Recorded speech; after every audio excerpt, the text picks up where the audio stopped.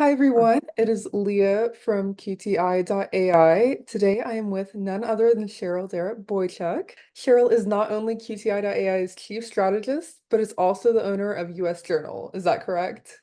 Yes, Oh my yes. gosh, amazing. And I cannot wait to hear more about this. So Cheryl, thank you so much for joining me Sure. today. My pleasure.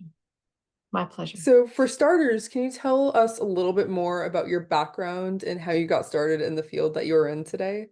It really all started with my son, William, who had this idea a few years ago. He had asked me to help him out a little bit with everything that he didn't like doing, like the administrative work, the uh, invoicing, the taxes, the registrations, because I had some experience in that with a few of our own businesses. It was a good match. He also started the company during COVID, and so that was a time where we were able to spend, more time together. He was just graduating from high school that year of 2020.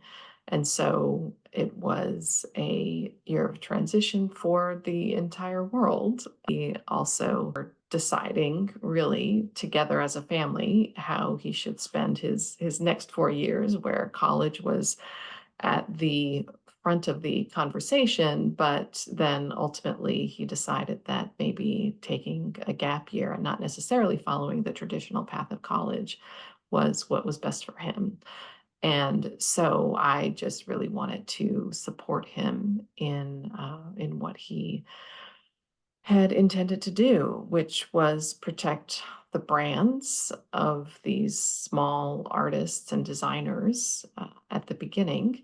And now we're finding that that evolves and is very scalable to other sorts of businesses. It's a very exciting time. That's incredible. I love that story. Will told me, a similar story when I interviewed him, so I just love hearing it. As for US Journal, can you give us a little bit more of the background on that? That was really one episode of serendipity after another. I graduated from Bucknell in the early 90s and decided to move down to Charleston, South Carolina. It was a wonderful place at that time in my life.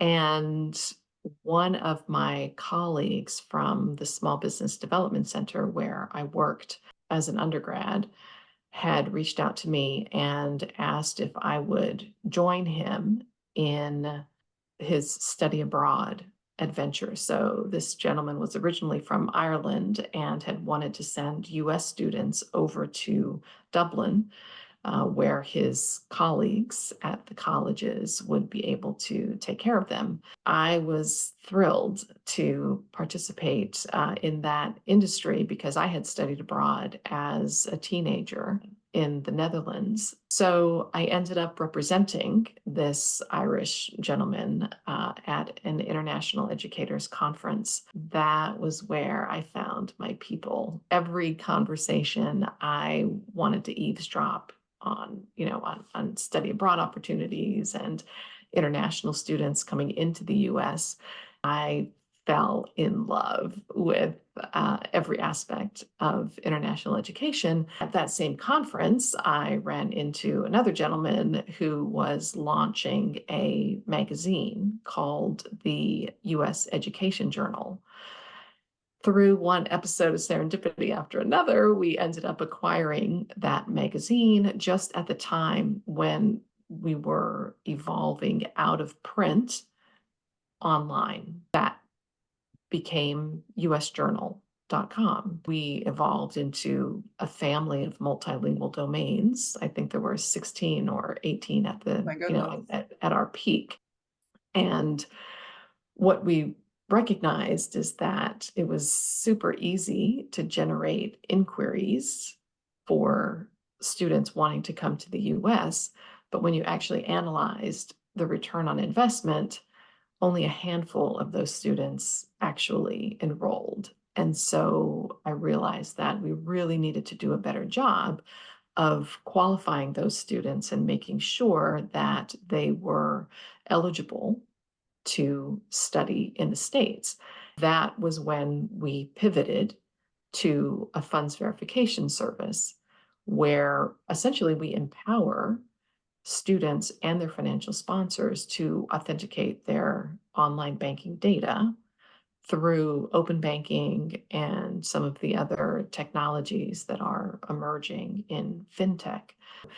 That is still a part of my life. It complements QTI, I think, very well because I also see brand protection as, again, improving efficiency and integrity in the e-commerce atmosphere. There are some common denominators throughout, both of my dual careers, with international education as well as brand protection. Have you ever dealt with infringement of US Journal? No, fortunately, we have not. I think that the consumers and the universities that we serve have certainly dealt with various kinds of fraud, and particularly with bank statements, for example. And so we have seen fraud, and I think governments, host governments, are starting to step in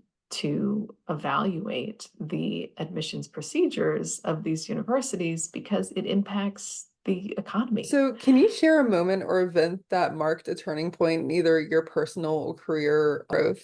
In terms of personal, I would definitely say the birth of my children. I had a very fulfilling career pre-children and post-children, but those two moments when our two children were born was, I mean, they were just pivotal, of course, because you recognize the incredible responsibility that, okay, now you're not just living for yourself right now, or for my husband, but yeah, these tiny little babies that can be molded any way you want them to be. It's powerful. That altered my perspective, as it would alter any parent's perspective. I would definitely say that it just helped me understand that there's definitely a much bigger purpose. And one of my favorite quotes was, "It might not necessarily matter what you do in this world, but the biggest impact you can have on the world may very well be not what you do, but who you raise." I'm very proud of both my boys, and the story's not over yet. They're just in their early 20s, but so far so good. It's been the most fulfilling part of my life for sure. I think they're doing an amazing job from what I'm seeing. So props to you and your husband because I love everything I see from Alex, and then Will, of course, is doing great as well. What's the So most memorable adventure you've ever had? what immediately pops into mind is when my sister and I went to Europe, and I was probably 17 and she was maybe 14.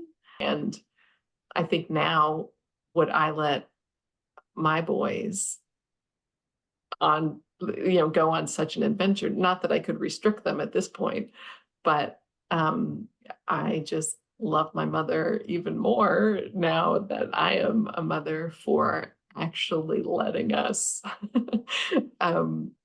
travel abroad at those very young ages. I mean, and it was like the 80s. We had a very strict budget. So we had our little pack of mini Snickers bars, and just, just wanted to make sure that we had enough money to make it through, Right. on our Eurail pass. So that was probably the most adventurous adventure that I had embarked on. And That's incredible. That's such a fun story. What was your favorite part of that trip? probably the train rides. uh, just of course, getting from one city to the next, just recognizing that it's about the journey. And I like planning, the different stops and budgeting, so that has always been, kind of one of my favorite things to do. Um, I remember my first trip to Chicago. I just fell in love with the trains. I just thought it was so fun, and I may have seen some sketchy things, but that's okay because I was just along for the ride. I was just so excited to be there. 100%. And Yeah. the sketchy parts make it memorable. So Exactly. When Will, Qti.ai's CTO and founder, and also your son, brought up the idea of starting a brand protection company, what were your initial thoughts? could definitely see that we would never run out of clients. There's so much fraud and so little time. Uh, what I also loved about the idea was his commitment to helping small businesses. He had recognized that, of course, the larger brands have their own brand protection departments, and that's great. Good for them that they can actually budget for those kinds of eventualities, which are almost inevitable. Smaller brands, the mom and pop shops, don't have that luxury.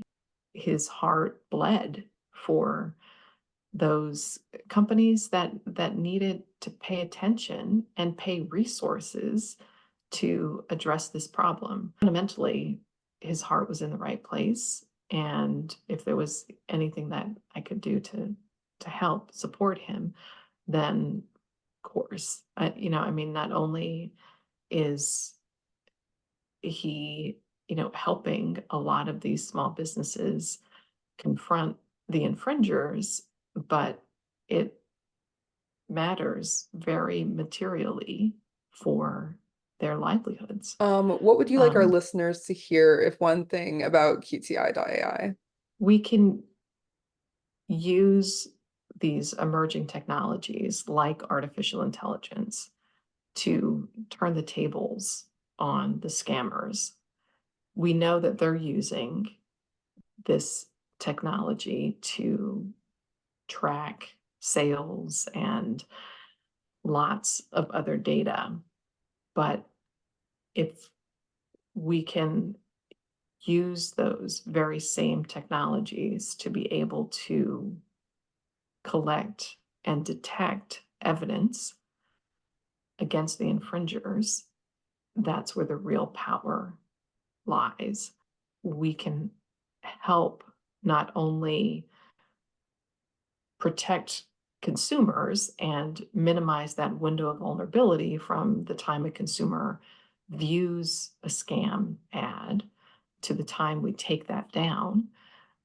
That's super powerful, but we can also go a step further and introduce the client to intellectual property attorneys who work on contingency basis, so there's not any additional funds out of pocket for our clients, and maybe with enough compelling evidence be able to recover some funds from the damage that has been done by these counterfeiters and infringers against your product. I absolutely agree. And I think it's so important that we break the stigma around AI because I think what we provide is so important and AI can definitely be used for good. Yeah, and it's just a matter of understanding, the how the technology works Mhm. in order to flip the script on Absolutely. the scammers. What's Yes. the best book you have read recently? I just finished The Women by Kristen Hanna, and it seems like almost every new book I read, I consider the best book I've ever I'm the read. same way. The writing is so compelling, and I love anything Kristen Hanna writes, but this book in particular was phenomenal. And I've always been drawn to historical fiction. This book was about nurses, female nurses in Vietnam. And my husband served in Vietnam, and I feel like I'm better equipped now to have conversations with him that I might have been afraid of having. On a personal level, it was just illuminating about the And then my struggles. last And question, if you could give some advice to your younger self, what would it be? I would say be more confident. You got this. Uh, and just move forward if you believe in a project, um, and it's worth fighting for, then give it all you got. Once you do the research and understand the specific goal, go whole hog on it. Try not to hesitate as much, and just move forward.